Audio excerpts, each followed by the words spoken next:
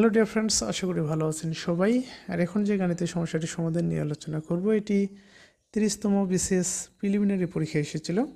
কি বলছে যে a-1 / a এই রাশিটির মান 3 হলে a⁴ প্লাস 1 / a⁴ এই যে রাশিটি, এর মান কত সেটা আমাদেরকে নির্ণয় করতে হবে।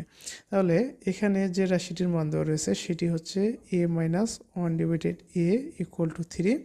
আর আমরা যে রাশিটির মান নির্ণয় করব সেটি হচ্ছে a⁴ প্লাস 1 / a⁴।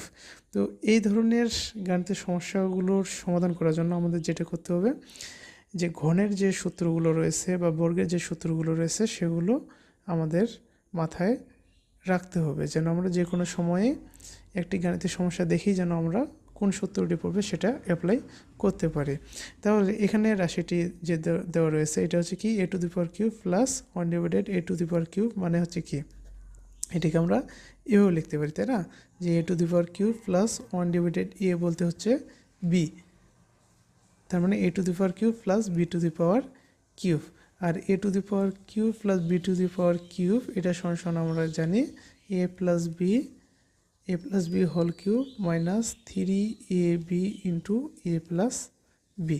আমরা এই সূত্রটা এখানে অ্যাপ্লাই করব। তাহলে a³ প্লাস b³ এর সূত্র হচ্ছে কি a প্লাস b বলতে এখানে কি 1 / a plus b whole cube minus 3ab বলতে হচ্ছে 1 / a into a plus b বলতে হচ্ছে 1 / a।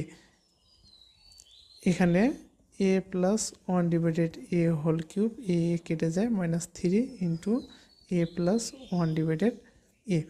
এখানে আমরা এখানে যে টার্মগুলো দেখতে পাচ্ছি সেটা হচ্ছে কি a প্লাস 1 / a, আর এখানে যে রাশিটির মান দেওয়া রয়েছে সেটি হচ্ছে a মাইনাস 1 / a = 3 দেওয়া রয়েছে। তাহলে কি এই মানটা কি এখানে বসাতে পারবো? না, বসাতে পারছি না, যেহেতু এই রাশি এক নয়। সেহেতু আমাদের কাজ করতে হবে এই রাশি থেকে এবং যে রাশিটির মান দেওয়া রয়েছে এটা থেকে এটাতে কনভার্ট করতে হবে। সেটা কিভাবে সেটা দেখেন।